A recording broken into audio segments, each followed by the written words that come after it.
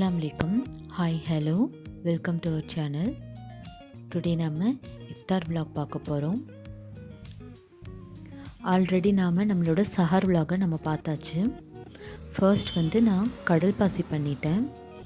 அது ஆறதுக்கு டைம் எடுக்கும்னு சொல்லி கடல் பாசி ரோஸ் மில்க் ஃப்ளேவரில் பண்ண போகிறேன். ஸோ அதனால் கொஞ்சம் திக்காக காய்ச்சிருக்கேன் கடல் பாசியை. நான் எப்போவுமே கடல் பாசி பண்ணாக்கா இந்த மாதிரி வடிகட்டிடுவேன். வடிகட்டுறதால சுகரில் இருக்கிற டஸ்ட் எல்லாமே தங்கிரும். அண்ட் நம்மளோட கடல் பாசியும் நல்ல ஸ்மூத் அண்ட் சில்கியாக இருக்கும். இதுக்கு நான் ஒரு 1 கப் நல்ல திக்கான பால் எடுத்து அதில் ரோஸ் மில்க் சேர்த்து வச்சுருக்கேன். அதையும் நம்ம இப்போ இதில் வடிகட்டிக்கலாம். கடல் பாசி நல்லா திக்காக இருக்கணும். ஏன்னா இந்த பால் போடுறதுல அதுக்கு ஈக்குவலாக பேலன்ஸ் ஆகணும்.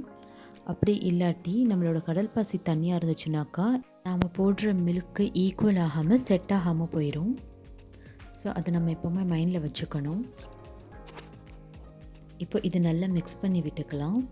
இல்லாட்டி மேலே கடல் பாசியும் கீழே ரோஸ் மில்க் ஃப்ளேவரும் இருக்கும். அப்படி நம்ம மிக்ஸ் பண்ணாமல் விடுறதால மேலே கடல் பாசியும் கீழே ரோஸ் மில்க்கும் இருக்கும். ஸோ டபுள் த கலர் இருக்கும். அதுவும் நல்லாயிருக்கும். இன்ஷால்லா அது ஒன்றே நான் பண்ணி காமிக்கிறேன். இது உளுந்து வடைக்காக நான் மாவு அரைச்சிட்ருக்கேன். இது ஆகட்டும், இன்னும் கொஞ்சம் கிரைன் ஆகணும். அண்ட் நெக்ஸ்ட் பார்த்திங்கனாக்கா வாட்டர்மெலன் ஜூஸ் போடலான்னு சொல்லி வாட்டர்மெலன் கட் பண்ணிகிட்ருக்கேன்.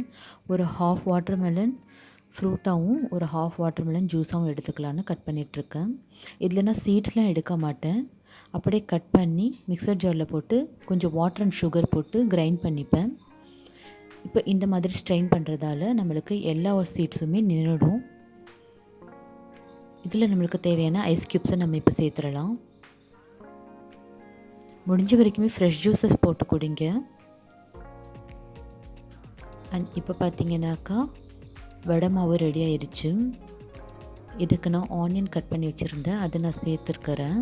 ஆக்சுவலி வடை மாவு பதம் நான் காமிக்கணும்னு நினச்சேன், பட் என்னால் முடியல, அன்றைக்கி கொஞ்சம் டைம் ஆயிடுச்சு. அண்ட் நெக்ஸ்ட் பார்த்திங்கனாக்கா கொஞ்சம் மல்லி இலையும் நிறைய கருவேப்பிலையும் நான் சேர்க்குறேன்.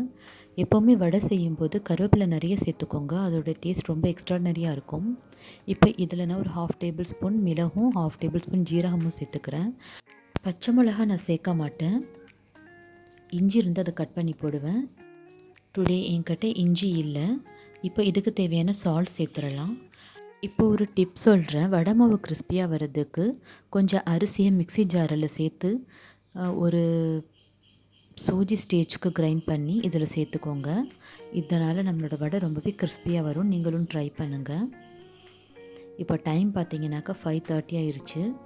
ஸோ வடை சுட்டு எடுத்துடலான்னு சொல்லி வடை சுட ஆரம்பிச்சிட்டேன். ஷேப் அப்படி இப்படி தான் எனக்கு வரும், எனக்கு கரெக்டாக வராது. பரவாயில்ல, இன்றைக்கி கொஞ்சம் நல்லாவே வடை ஷேப் நல்லாவே வருது.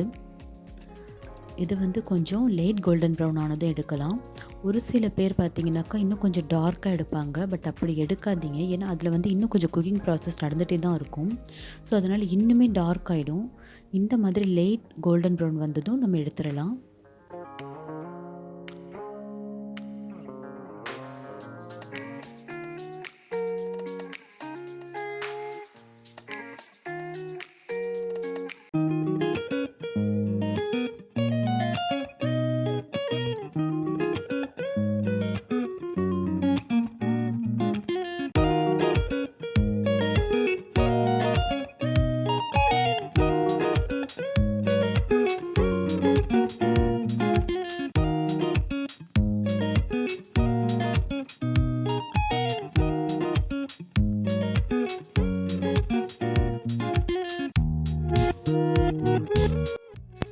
அல்ஹம்துலில்லாஹ், நம்மளோட இஃப்தார் நல்லபடியாக ரெடி ஆயிருச்சு. நல்லபடியாக இன்றைக்கி நோன்பும் திறந்தாச்சு.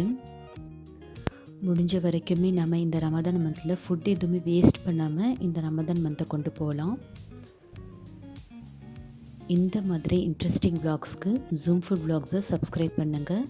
உங்களுக்கு இந்த வீடியோ பிடிச்சிருந்துச்சுனாக்கா தம்ஸ் அப் பண்ணுங்கள். ஃப்ரெண்ட்ஸ் அண்ட் ஃபேமிலியோடு ஷேர் பண்ணுங்கள். மறக்காமல் நோட்டிஃபிகேஷன் சிம்பிளை கிளிக் பண்ணுங்கள்.